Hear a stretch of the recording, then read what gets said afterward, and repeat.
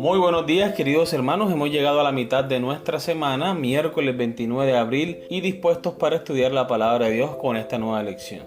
Qué bueno saber que el Señor nos permite estudiar su palabra, explorarla y encontrar esas grandes y maravillosas verdades para nuestras vidas. Así que vamos a iniciar con ustedes, Stephanie Franco Y Eric Colón. Bienvenidos.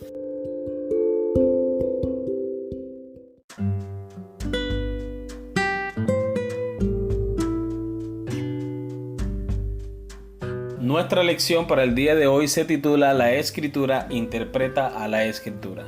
Únicamente porque hay una unidad subyacente en las Escrituras, la Biblia puede funcionar como su propio intérprete.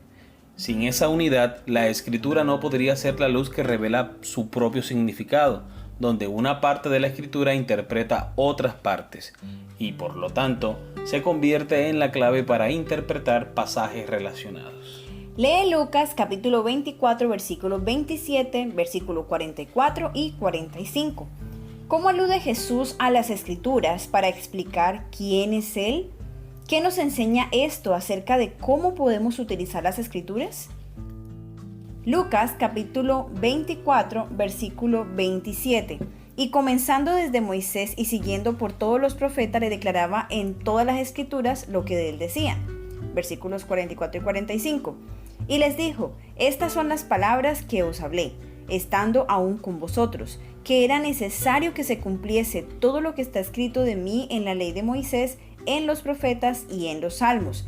Entonces les abrió el entendimiento para que comprendiesen las Escrituras. Recordemos la pregunta: ¿cómo alude Jesús a las Escrituras para explicar quién es Él? ¿Qué nos enseña esto acerca de cómo podemos utilizar las Escrituras? Este es el relato del camino de Emaús, cuando los discípulos de Cristo, tal vez con un poco de decepción, de desilusión, porque ya era el tercer día y no, Cristo supuestamente para ellos no había resucitado, Jesús se toma el tiempo para hablar con ellos durante el camino y explicarle cómo Moisés en la ley revela todo lo que tenía que acontecer con el Mesías y también lo dicen los profetas y los salmos. Jesús se tomó el trabajo para recordar por medio de la palabra de Dios todas las profecías que hablaban acerca de él, del Mesías. ¿Cómo podemos nosotros utilizar la Biblia de la misma manera? Bueno, hace falta un dominio de la palabra de Dios así como el que tenía Cristo Jesús. Muchos textos que aparentemente son de difícil interpretación, de comprensión, lo podemos entender cuando tenemos un panorama bíblico más amplio. Muchas veces la explicación de un texto bíblico lo encontramos en otro libro de la Biblia, pero ese conocimiento lo obtenemos en la medida que estudiamos la palabra de Dios. Bien, continuamos con la lectura de la lección. La belleza de permitir que la Escritura interprete la Escritura es que arroja más luz sobre su propio significado. Al hacerlo, no enlazamos varios pasajes indiscriminadamente para justificar nuestra opinión, sino que consideramos cuidadosamente el contexto de cada pasaje. Además del contexto inmediato, anterior y posterior de un pasaje que estamos investigando, debemos tener en cuenta el contexto del libro en el que se encuentra el pasaje. Además, puesto que en las Escrituras las cosas que se escribieron antes para nuestra enseñanza se escribieron, según Pablo, debemos estudiar todo lo que dice la Escritura sobre determinado tema. La Biblia es su propio intérprete. Debe compararse texto con texto. El estudiante debería aprender a considerar la Biblia como un todo y a ver la relación que existe entre sus partes. Debería adquirir el conocimiento de su gran tema central, del propósito original de Dios hacia el mundo, del comienzo de la gran controversia y la obra de la redención. Libro de la Educación, página 190. Cuando comparamos la Escritura con la Escritura, es importante estudiar la Biblia detenidamente. En lo posible, deberíamos hacerlo en sus idiomas originales, o al menos con la traducción apropiada de la Biblia del significado del hebreo y el griego originales. Aunque no se necesita conocer los idiomas originales para tener una buena comprensión de la Biblia, ciertamente es una ayuda. El estudio fiel y en oración de la palabra con una actitud de humildad y sumisión seguramente dará grandes frutos. Una de las herramientas que está a nuestra mano, que incluso la podemos descargar en nuestro celular, el comentario bíblico adventista, el diccionario bíblico adventista, que no es una herramienta de estudio exhaustiva de la palabra de Dios, pero sí es una herramienta que está a la mano para hacer consultas sobre los textos bíblicos. Muy bien, llegamos a la última pregunta de la lección para el día de hoy. Piensa en una doctrina, como el estado de los muertos. Enfocarse en algunos pasajes selectos podría conducir a un error si se ignoran otros pasajes. ¿Qué nos dice esto acerca de lo importante que es reunir y leer todo lo que la Biblia dice sobre un tema para entender mejor lo que enseña? En cuanto a esta pregunta que nos hace pensar en alguna parte de la Biblia que pudiera ser malinterpretada en cierto momento por leer solamente esa parte, pensamos en la historia del rico y Lázaro, que se encuentra en Lucas capítulo 16 versículos 19 al 31. La leeré para ustedes. Había un hombre rico que se vestía de púrpura y de lino fino, y hacía cada día banquete con esplendidez. Había también un mendigo llamado Lázaro, que estaba echado a la puerta de aquel lleno de llagas, y ansiaba saciarse de las migajas que caían de la mesa del rico, y aun los perros venían y le lamían las llagas. Aconteció que murió el mendigo, y fue llevado por los ángeles al seno de Abraham.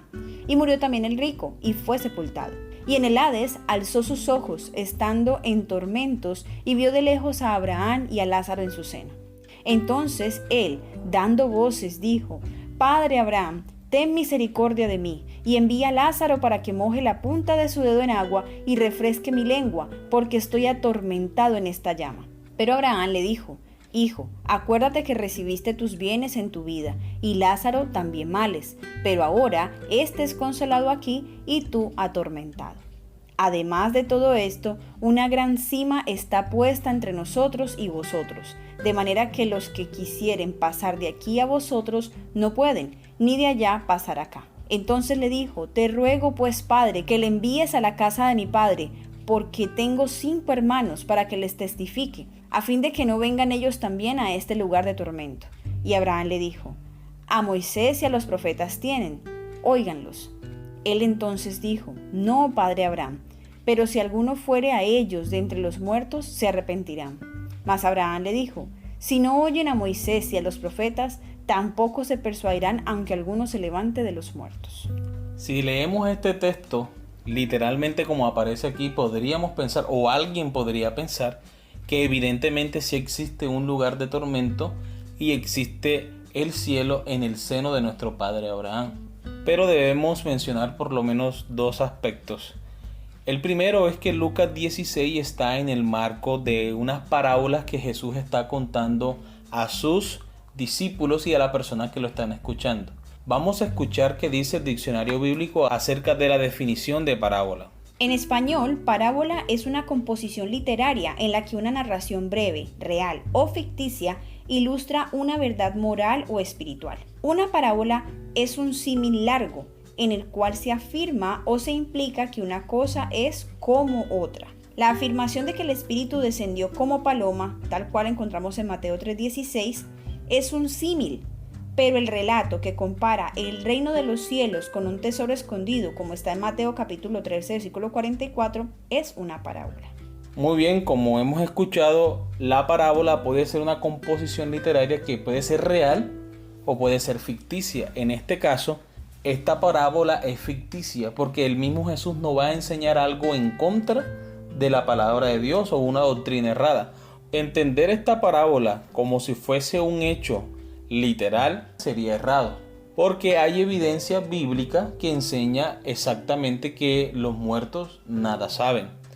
Por lo menos el libro de Eclesiastés capítulo 9 versículos 5 y 6 son unos textos bastante explícitos con relación al estado de los muertos. Versículo 5: Porque los que viven saben que han de morir, pero los muertos nada saben, ni tienen más paga, porque su memoria es puesta en olvido. También su amor y su odio y su envidia fenecieron ya, y nunca más tendrán parte en todo lo que se hace debajo del sol. Versículo 10: Todo lo que te viniere a la mano para hacer, hazlo según tus fuerzas, porque en el Seol a donde vas no hay obra, ni trabajo, ni ciencia, ni sabiduría. Y añadiendo un poco a lo que estás diciendo, amor, es importante que entendamos que también la Biblia compara la muerte con un sueño, y por esa razón el Señor dice que los muertos nada saben. Veamos un poco la comparación. En el sueño, por ejemplo, cuando estamos durmiendo, estamos inconscientes, así como dice Eclesiastés 9:5, los muertos nada saben. Segunda comparación, durante el sueño los pensamientos conscientes cesan. Y en Salmo capítulo 146:4 dice que en ese mismo momento de la muerte perecen sus pensamientos. Número 3. El sueño pone fin a todas las actividades del día. Y en Eclesiastés 9:10 dice, en el Seol a donde vas no hay obra, ni trabajo, ni ciencia, ni sabiduría. Número 4. El sueño nos desliga de los que están despiertos y de sus actividades. Y también vemos algo así en el versículo 6 del capítulo 9 de Eclesiastés. Nunca más tendrán parte en todo lo que se hace debajo del sol. Comparación número 5. El sueño normal deja inactivas las emociones conscientes, tal cual lo dice el versículo 6 de Eclesiastés 9. Su amor y su odio y su envidia fenecieron ya. Y la comparación número 6. Durante el sueño los seres humanos no alaban a Dios, tal cual está también en Salmo 115:17. No alabarán los muertos a Jehová. Muy bien, otra evidencia textual la encontramos en Génesis capítulo 3, versículo 19.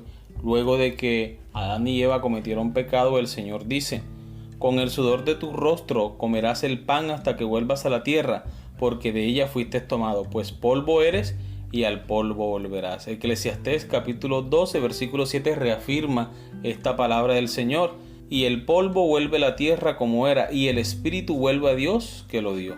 También encontramos en Salmo 146:4, pues sale su aliento y vuelve a la tierra. En ese mismo día perecerán sus pensamientos. Y el texto que decía mi esposa de Salmo 115:17, no alabarán los muertos a Jehová, ni cuantos descienden al silencio. Vemos que la evidencia textual o los textos bíblicos me muestran a mí que los muertos nada saben, que no tienen ninguna participación en el mundo de los vivos y que solo están en el sepulcro durmiendo, esperando la segunda venida de nuestro Señor Jesucristo. Muy bien, hemos llegado al final de la lección. Esperamos que haya sido de gran beneficio. Fue una explicación profunda, pero sabemos que para eso Dios nos ha dejado la palabra, para que la escudriñemos, para que busquemos en ella y para que sea ella misma la que nos dé claridad sobre esos textos que podrían llegar a ser un poco difíciles de entender. Así que el Señor les bendiga y que cada día podamos sentir el deseo, la necesidad de estudiar la palabra de Dios. Amén.